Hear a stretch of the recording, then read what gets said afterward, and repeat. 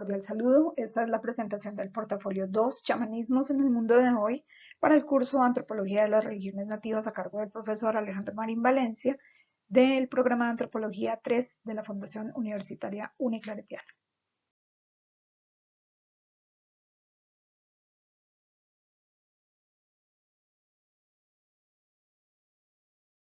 El tema seleccionado es símbolos femeninos de la fertilidad en la orfebrería quimbaya, un intento de interpretación desde la antropología del chamanismo por la arqueóloga María Alicia Uribe Villegas. Este documento fue parte de las memorias del Seminario Internacional Chamanismo, Tiempos y Lugares Sagrados realizado en la Universidad de Salamanca en noviembre de 2002.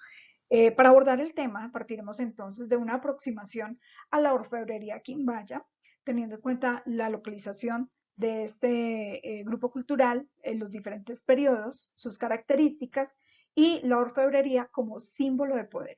Y todas estas representaciones a través de la presencia femenina, de la relación con otras sociedades o culturas del momento, la relación tan estrecha entre mujer y naturaleza y el chamanismo en la religión, para llegar a ejemplo de algunas manifestaciones de neochamanismo en el eje cafetero, como es la adopción del yagé a través de algunos relatos recogidos por la Universidad de Caldas que nos darán pues una idea más clara y cercana de cómo se están adoptando estas prácticas en la actualidad. La primera parte corresponde entonces a una aproximación a los quimbayas desde la orfebrería, que fue su manifestación material más importante o más destacada, como expresión de transformación social y símbolos de poder. Aquí vemos un mapa de localización de la cultura quimbaya que comprende las montañas de Antioquia y lo que hoy se conoce como eje cafetero, que corresponde a los departamentos de Caldas, Quindío y Risaralda. Dos milenios antes de la llegada de los europeos, esta zona pues estaba habitada por agricultores, mineros, extractores de sal, orfebres, ceramistas, porque se aprovechaba la diversidad y las bondades de la zona en cuanto a clima, relieve, los recursos, y esto les permitía pues desarrollar todo este tipo de actividades. Con la llegada de los europeos y teniendo en cuenta la gran diversidad de costumbres y lenguas que encontraron en esta región que estamos apreciando, pues los clasificaron como en diferentes provincias, les dieron diferentes nombres para diferenciarlos. Una de ellas fue Quimbaya, que hoy le da nombre a uno de los municipios del departamento del Quindío. De acuerdo con Orson Brands, aunque los quimbayas estaban en una pequeña zona, se ha determinado o se ha tenido por costumbre denominar como quimbaya a todo objeto arqueológico encontrado en la zona que estamos apreciando en el mapa.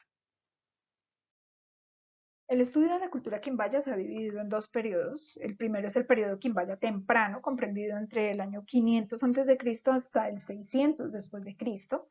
Este periodo se caracteriza por presentar unos objetos de orfebrería y también de cerámica inspirados en los frutos y en las figuras femeninas.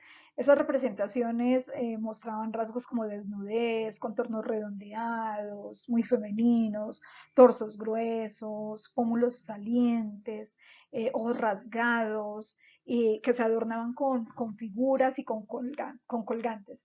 Estas figuras eran símbolos de identidad cultural de esos grupos. Los adornos y los rituales usados por los líderes pues transmitían un mensaje acerca de su cargo, de su posición y también de su pensamiento. En esta zona, entonces los atuendos estaban conformados por pocos objetos, casi todos muy pequeños, como narigueras, orejeras, que eran fundidos a la cera perdida, que era la aleación de oro y cobre conocida como la tumbaga, que más adelante veremos un dato interesante al respecto. El desgaste que tenían estos pequeños objetos y adornos evidenciaba un uso frecuente. Era un rasgo muy característico pues, de este periodo. Para categorizar estas características del periodo temprano quimbaya, podemos dividirlas en tres, en sus actividades, en la vivienda y en la economía.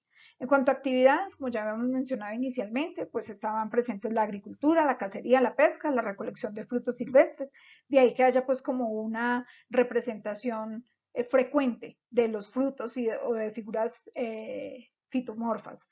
La vivienda, que era sobre planicies naturales o en esplanadas construidas en laderas, eran viviendas dispersas. Y en cuanto a la economía, pues se dedicaban a la extracción de oro y de sal, que a la vez se utilizaban como intercambio. Son tres rasgos característicos de este periodo. Nos detendremos entonces en las características de la orfebrería en este periodo. ¿Cómo era esta manifestación material en el periodo temprano quimbaya? Respecto a la técnica, estética y producción, pues eran superficies lisas, brillantes, sobrias. Esto era lo que caracterizaba a estos objetos. También por representar formas escultóricas inspiradas en frutos, animales y la figura femenina, ya lo mencionamos previamente. El uso de la técnica de la cera perdida en aleación de oro y cobre o técnica de la tumbaga para la elaboración de objetos pequeños. Al respecto, la antropóloga Ana María Falchetti hace una interpretación muy interesante sobre los elementos que componen la tumbaga y es la asociación del oro con el color amarillo, con el sol, con la inmortalidad, con las divinidades, con el semen y lo masculino. Mientras que el cobre, de tonos rojizos, pues está más asociado a la sangre, algo muy femenino, ¿no? Por el periodo menstrual, la transformación, la mortalidad, la humanidad, lo femenino. Entonces, de acuerdo con estas asociaciones, el oro y el cobre representaban propiedades opuestas, pero también complementarias. Y a través de la unión de los sexos, pues se daba origen a la vida. Estas aleaciones representaban un equilibrio entre los opuestos, una mezcla embrión durante el proceso metalúrgico. Citando a Eliade al respecto, en el Viejo Mundo este simbolismo de la mezcla embrión también estaba muy presente, estaba muy ampliamente difundido, ya que los metales eran pensados como embriones vivos que se desarrollaban lentamente dentro de la madre tierra y hasta que alcanzaban la madurez. Y a través de la minería y los procesos metalúrgicos, el minero o el metalúrgico reproducía y aceleraba esos ciclos de desarrollo natural y adoptaban y perfeccionaban la obra de la naturaleza. Es una representación muy, muy bonita de la tumbaga. Eran frecuentes o era frecuente el uso de objetos pequeños como las narigueras, las orejeras, solo los cascos y las coronas eran muy visibles, pues de acuerdo con el rango, por supuesto. Se destacaban los poporos, muy conocidos, para tal vez los elementos orfebres más conocidos de la cultura quimbaya, que eran para guardar la cal, que se utilizaba con las hojas de coca y eran símbolo de fertilidad. La misma forma del poporo, muy asociado a la figura femenina.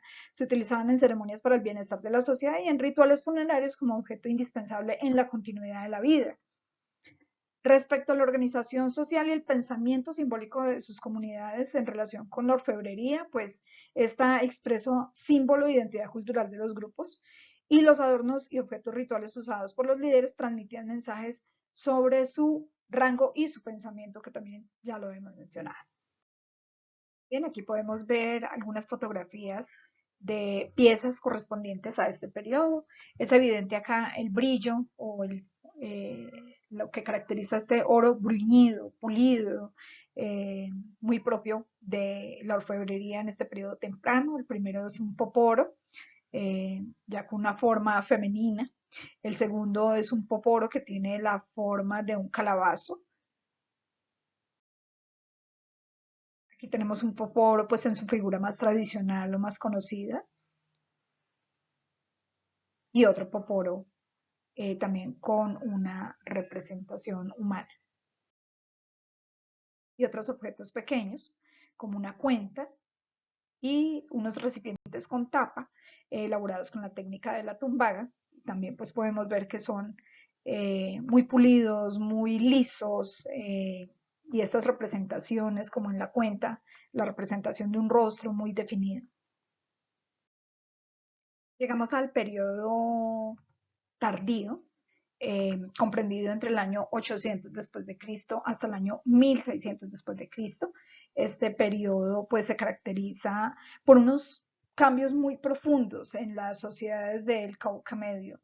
La población creció bastante, por lo mismo creció la producción agrícola, la producción textil, la cerámica, la orfebrería y por lo tanto se transformaron las creencias y los objetos, así como los símbolos. Todo este crecimiento demográfico generó unas profundas transformaciones que se vieron reflejadas en sus manifestaciones materiales. Al igual que en el primer periodo, pues podemos hacer una categorización de lo más relevante en el periodo tardío en cuanto a actividades, vivienda y economía. Respecto a las actividades, pues continuaba siendo el principal la agricultura, la recolección, pero hay una transformación en la forma o en la manera en que se sembraba, y es que ya los cultivos como el maíz, el frijol, la batata lo hacían en laderas para controlar las avalanchas y la erosión. Hay que tener en cuenta pues que el terreno ya estaba muy intervenido, las tierras estaban muy intervenidas, y al evidenciar esto pues vieron la necesidad de adaptarse. Continuaban con la cacería, la pesca y la producción cerámica y de orfebrería. En cuanto a la vivienda, continuaba en zonas templadas, y aparte de las viviendas dispersas que eran evidentes en el periodo temprano, pues ahora se encontraban aldeas. Esto evidenciaba también pues una nueva forma de organización social. Y en cuanto a la economía, seguía basada en la extracción de oro y de sal, pero también en la producción textil, debido al crecimiento demográfico, que sumado al trabajo con la arcilla, la cerámica, pues les permitía intercambiar estos objetos con grupos tanto cercanos como lejanos. En cuanto a las características de la orfebrería en este periodo tardío, entonces podemos dividirlas en dos.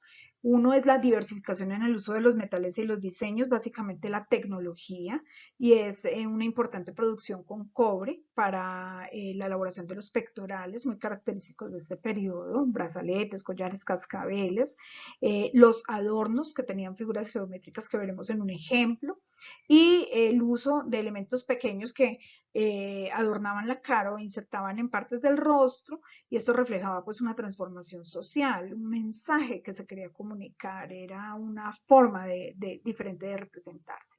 Y derivado de esto pues tenemos el uso de esos objetos que refleja pues esa transformación social y cultural. La relación cambió, la relación del cuerpo con el objeto, lo que se comunicaba hacia el grupo desde el líder.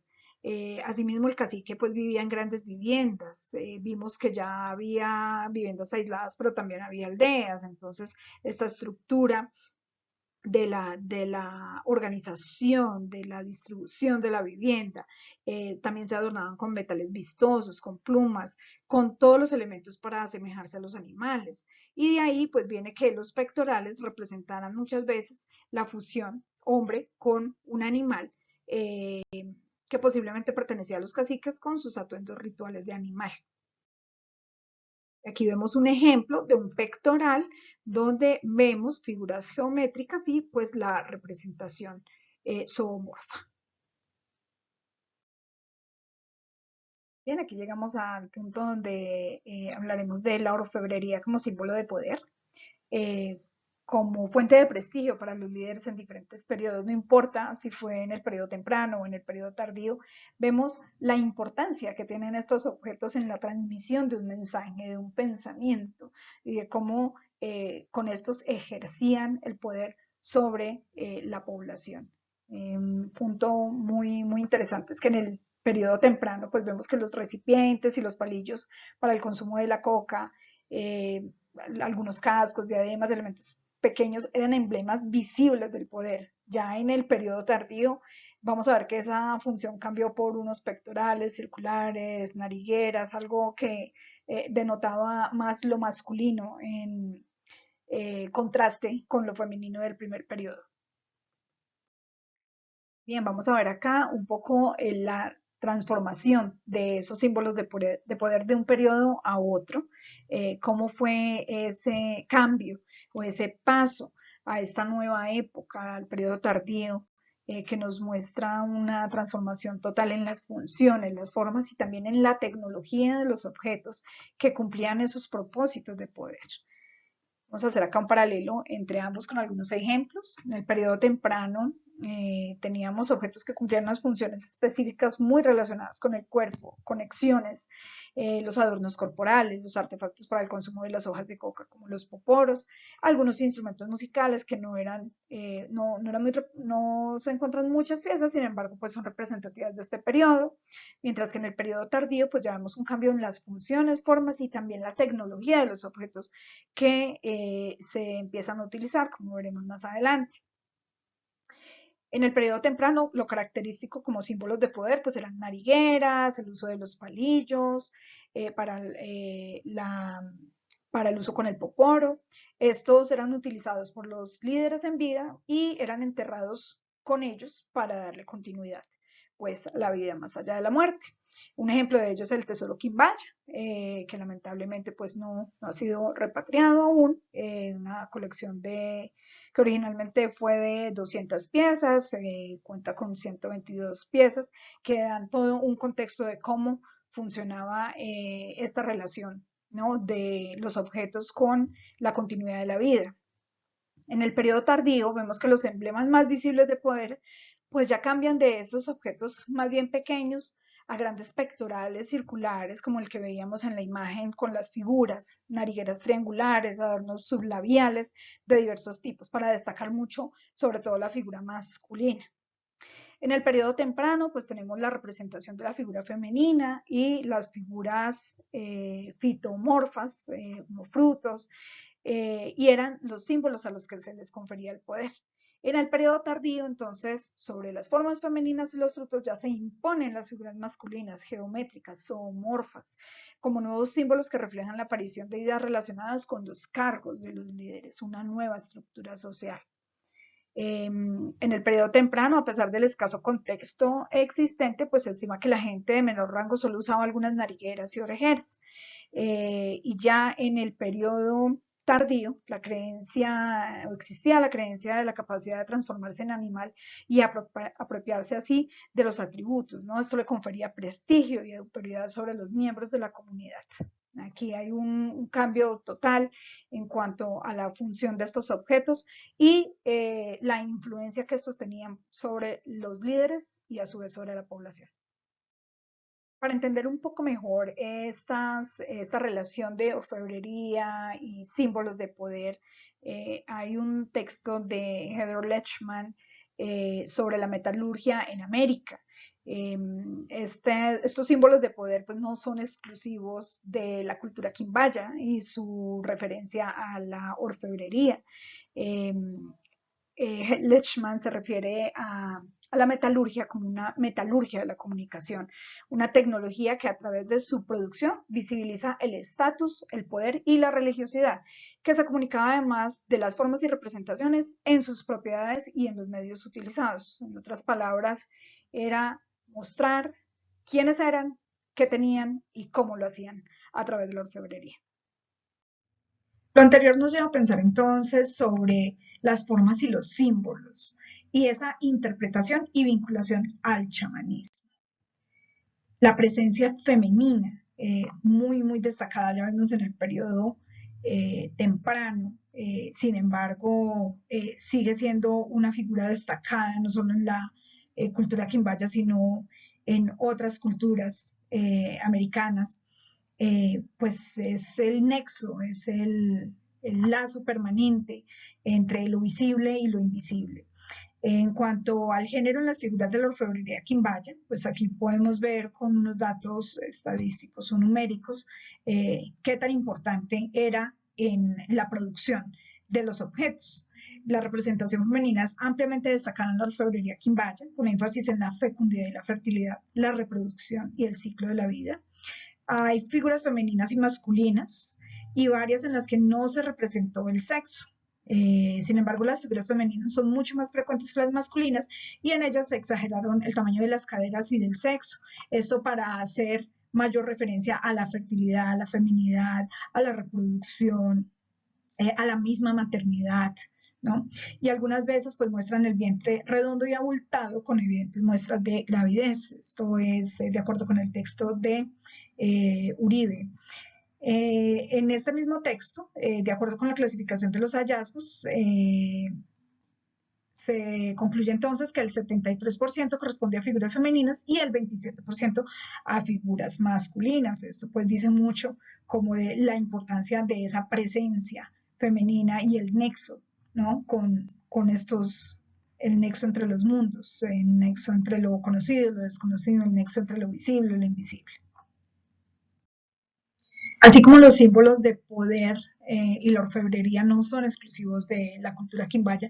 De igual manera, esta representación femenina tampoco es exclusiva de esta cultura y de hecho pues está muy presente en culturas vivas en Colombia y en otras sociedades de América.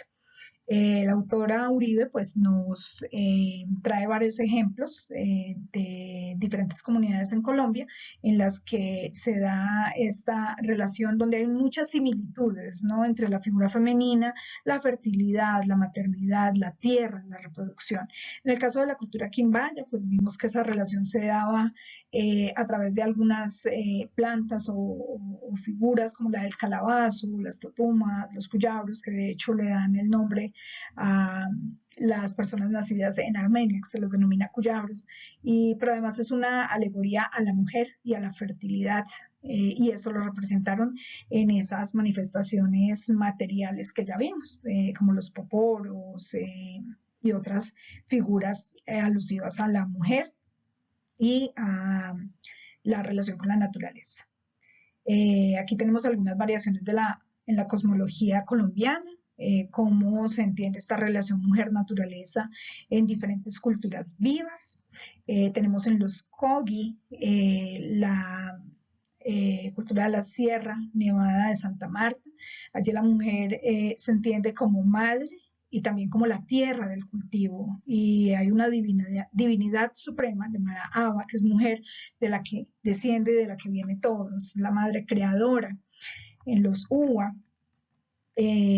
pueblo que habita en la Sierra Nevada del Cocuy, pero también está presente en Arauca, en Boyacá, en Santander, norte del Santander y Casanare, pues entienden que sembrar la tierra y fecundar a la mujer son sinónimos, ¿no? Allí hay una relación también muy estrecha con la fertilidad y esta unión de lo masculino y lo femenino.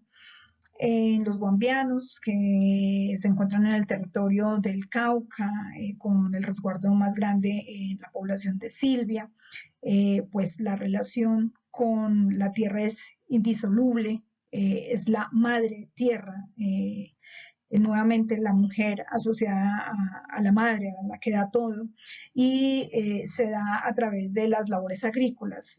Esta es la manera de honrarla y de respetarla. Los Macuna, pueblo que habita la región del sur del departamento del Baupés. Vemos entonces que la tierra es el cuerpo en la mujer chamán. Aquí ya hay una fusión mucho más estrecha, más espiritual, más trascendente, y hacen referencia de igual manera a la madre creadora, como lo hacen los Kogi, una divinidad suprema de la que viene todo y la que origina todo. Y en los Huitoto, la comunidad del Amazonas, no solamente el Amazonas colombiano, sino también encontramos Huitoto en el Amazonas peruano, pues la mujer es la reproducción, no solo por la maternidad, no solo por el hecho de ser madre, sino porque es la que provee el alimento, es la que se dedica a las labores agrícolas y es la fuente de la vida. Entonces aquí vemos unas similitudes muy grandes y esa estrecha relación mujer, tierra, fertilidad y cómo se honra pues a través de las labores cotidianas. Esta íntima relación mujer y naturaleza es lo que la autora María Alicia Uribe Villegas, siguiendo los pasos del antropólogo colombo-austriaco Gerardo Rachel Dolmatov en su obra Orfebrería y Chamanismo, él destacó en su obra que las formas de pensamiento indígena históricas y las actuales pueden ser las bases para poder interpretar los artefactos antiguos como la producción orfebre, no solo quimbaya, sino de cualquier sociedad. Tanto Rachel Dolmatov como otros autores, entre ellos Levi Strauss y sus trabajos en América, han evidenciado, han puesto en evidencia la persistencia y la existencia de esas formas de pensamiento muy antiguas en las cosmogonías y las mitologías de la actualidad, por la dispersión de ideas y también por las prácticas sobre extensos territorios. Esta premisa pues es muy importante para lo que se verá más adelante sobre las prácticas chamánicas hoy en el eje cafetero, que son el resultado de una mixtura. ¿Por qué? Porque ha sido favorecido por la ubicación geográfica de esta zona, y que se ha enriquecido con el paso y la llegada de personas de otros territorios. retomando el planteamiento de la autora Uribe Villegas, destaca dos elementos de la orfebrería quimbaya. Y el primero es las formas de mujeres y frutos que ya hemos visto como símbolos de fertilidad material, y el consumo de la hoja de coca, que representa el chamanismo y las posiciones de poder. Si bien pueden parecer opuestos y en uno y otro periodo vemos la apropiación de estos símbolos, pues están determinadas por un factor común, y es el manejo chamánico de la fertilidad por parte de los líderes y el prestigio que esto les confería. Teniendo en cuenta lo anterior, en el texto se entiende como chamanismo en la religión desde las prácticas y el pensamiento, es decir, el mundo de lo sagrado, la cosmología, la mitología. ¿A través de quién? De la figura del chamán, expresada en sacerdotes, en curanderos y en otros especialistas religiosos, mediado por unos elementos entre lo visible y lo invisible. Esos elementos son el uso de enteógenos, los rituales para enfrentar la enfermedad y la muerte, la fertilidad espiritual, y también cómo se ejercía el control en los seres que rigen la naturaleza. Esta es la interpretación pues, que se da a el chamanismo en la religión, y cómo pues estas prácticas o estas formas de pensamiento están relacionadas con el mundo de lo sagrado. Las manifestaciones chamánicas son una forma de comunicación, pero también es una manera de descubrir, es una manera de explorar otras realidades. Más allá de tener unos fines medicinales, es un medio para resolver necesidades, encontrar respuestas, tomar decisiones. Y así como el mito y el rito en su momento fueron fundamentales para las sociedades adaptarse e integrarse con la naturaleza, con esos fenómenos que no se comprendían, con esas situaciones que se presentaban y no tenían explicación. Hoy esos conocimientos ancestrales pues se incorporan a las sociedades modernas desde otros contextos y desde otras dinámicas culturales a través de los pueblos indígenas que están presentes fuera de sus territorios originarios. En todas las ciudades, en todas las sociedades encontramos pues presencia de de representantes de estos pueblos, y en esos conocimientos la gente encuentra una especie de salida, de opción para la vida práctica, pero también para la vida espiritual, que la sociedad moderna tiene para adaptarse al conflicto actual, a la violencia, a la guerra, a las crisis, la crisis no solo espiritual o religiosa, sino crisis económicas, ambientales, y a la misma incertidumbre del mundo moderno tan característica.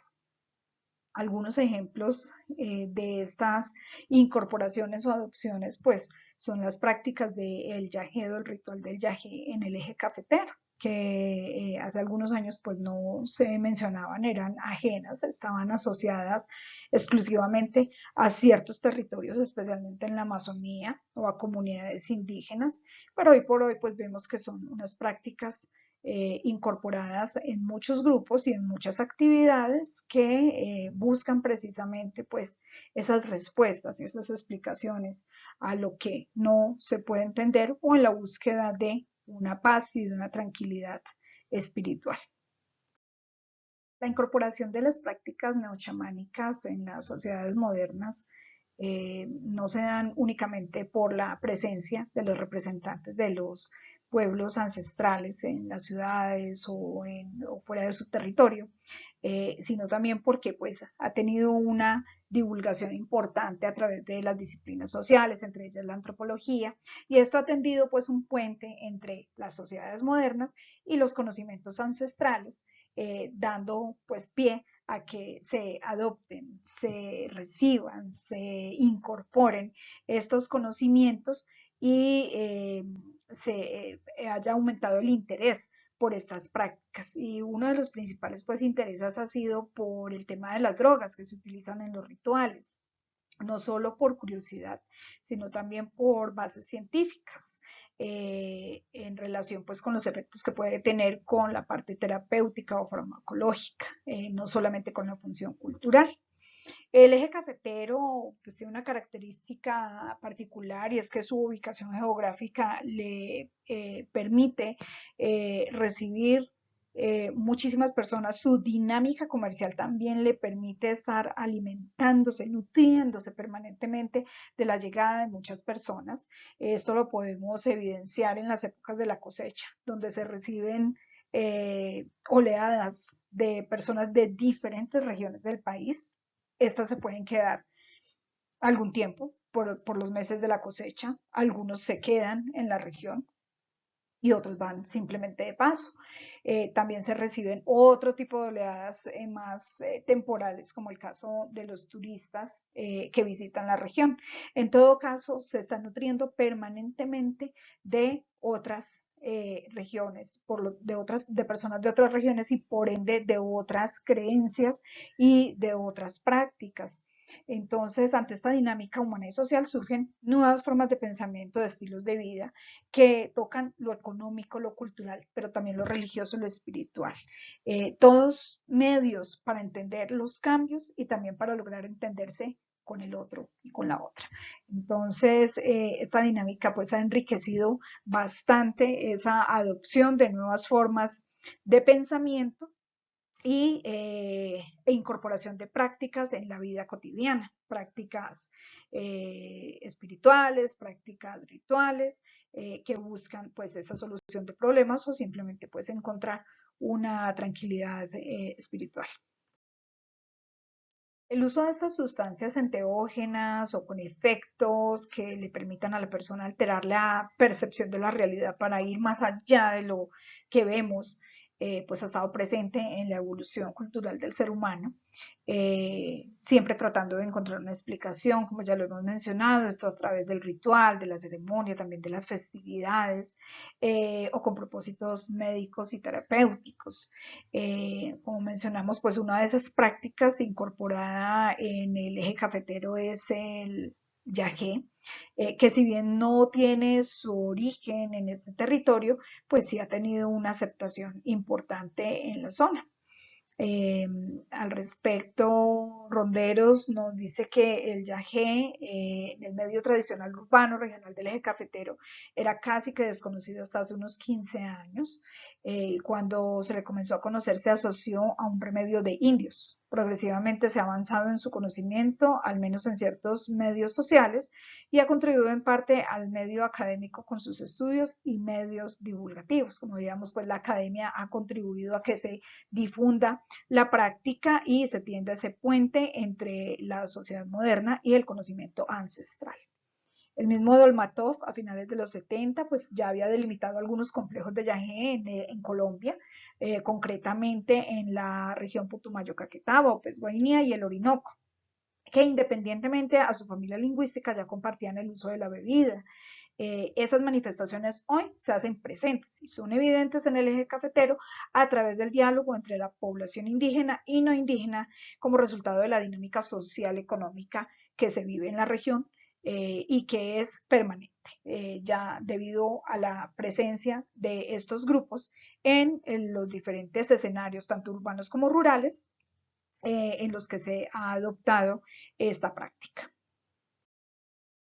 Bien, ¿cómo podemos entender un poco más esta relación o esta asociación entre el neochamanismo y el yagé?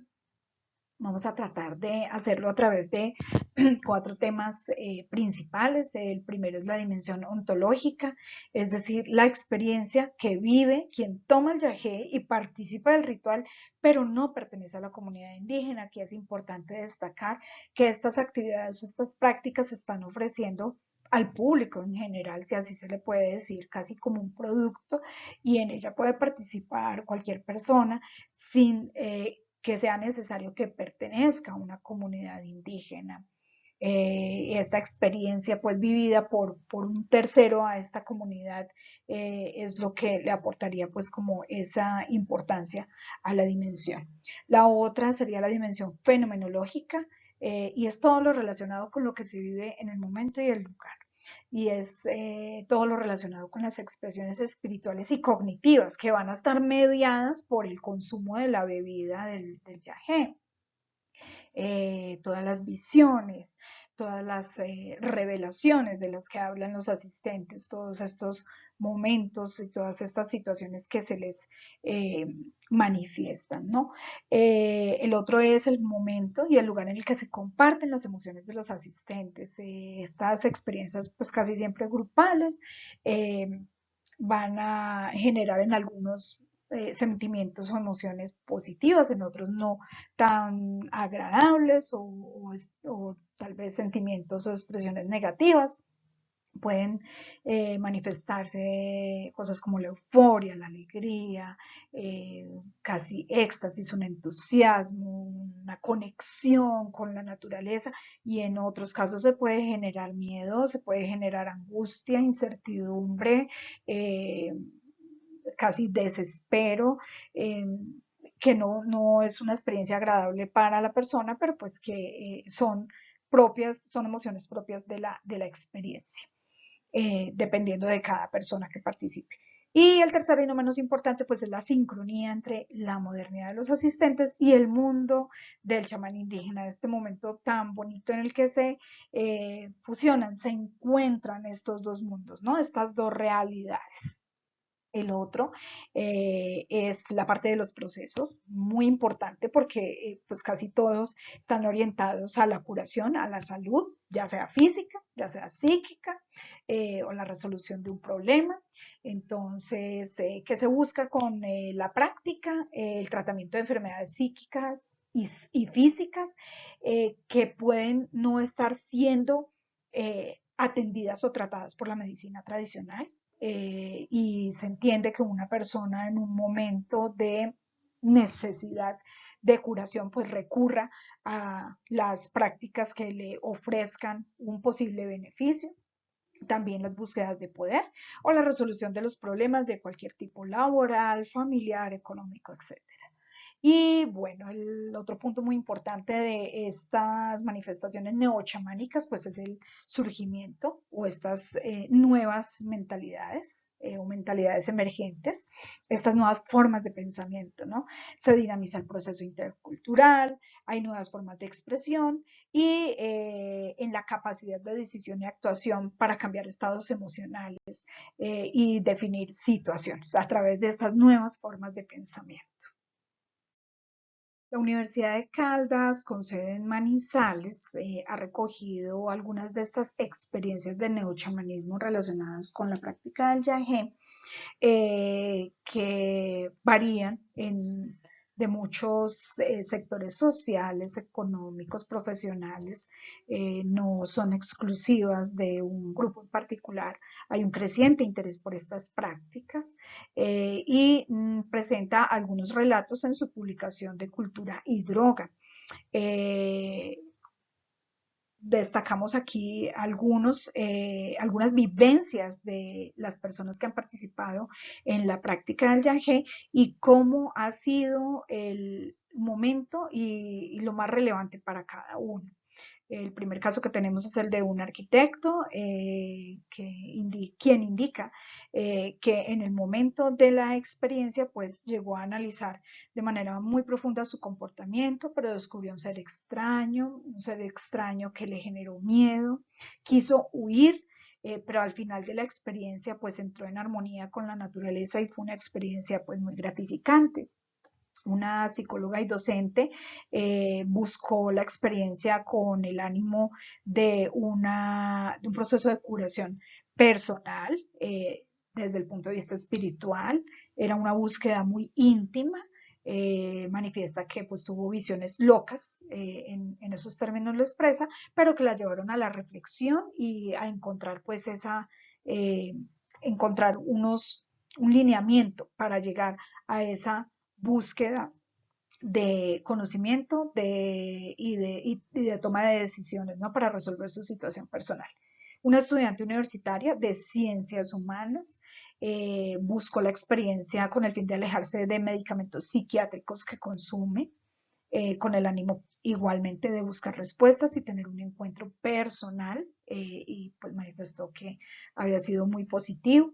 Y un médico que se presenta de manera más bien escéptica por su formación profesional, casi que discriminaba la práctica, pues encontró que era un ritual sagrado, que le generó infinito respeto, le ayudó a reconocer y a valorar el saber tradicional indígena, cosa que no tenía en su cabeza antes de participar en la práctica, y aceptó pues que se puede aprender de otras prácticas. También reconoció el tipo de organización social que tienen estas comunidades. Entonces, a manera de conclusión de la publicación, pues se indica que cuando el individuo desconoce la tradición a través del chamán y el ritual, pues elabora una nueva mentalidad de aceptación y valoración. Aquí hay un reconocimiento del saber ancestral, es lo que más se destaca como en la participación de las personas en estas prácticas neochamánicas.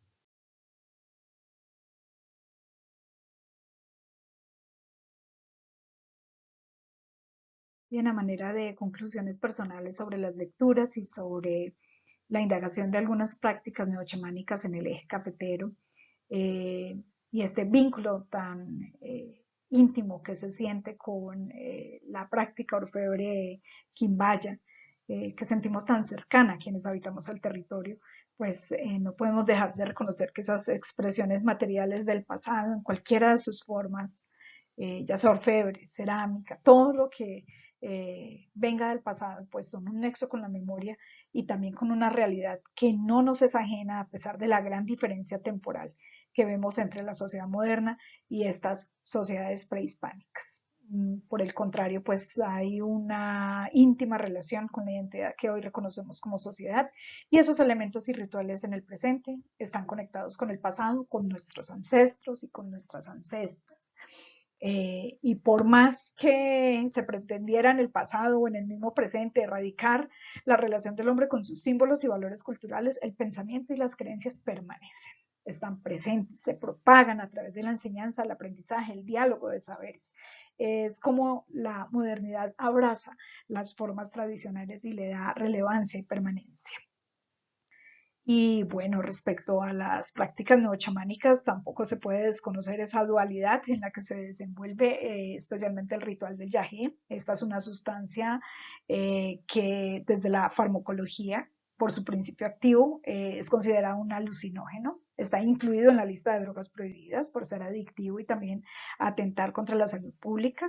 Entonces allí hay un elemento legal que está regido también por la misma ley que rige el uso de la dosis personal. Entonces, en su exceso o su producción que supere estos límites legales, pues ya se convierte en un delito, ¿no? Entonces, es un tema a tener en cuenta. Pero por el otro lado, pues está la importancia cultural que ha cobrado fuerza y que hay una aceptación mutua, porque la aceptación no solamente de la sociedad moderna, de la forma tradicional, también es como el chamán ha aceptado a sus nuevos practicantes. Y esto es lo que le ha permitido pues a este ritual establecerse en círculos diferentes al originario y garantizar su permanencia en el tiempo a pesar de las diferentes transformaciones. Estas pues serían como las conclusiones generales del trabajo en el que pues hay muchísimos otros temas por abordar y que sabemos que en la región hay otras prácticas relacionadas con curanderos, uso de plantas medicinales, muy heredados también de nuestros ancestros y ancestras que están muy presentes en la cotidianidad de la región del eje cafetero.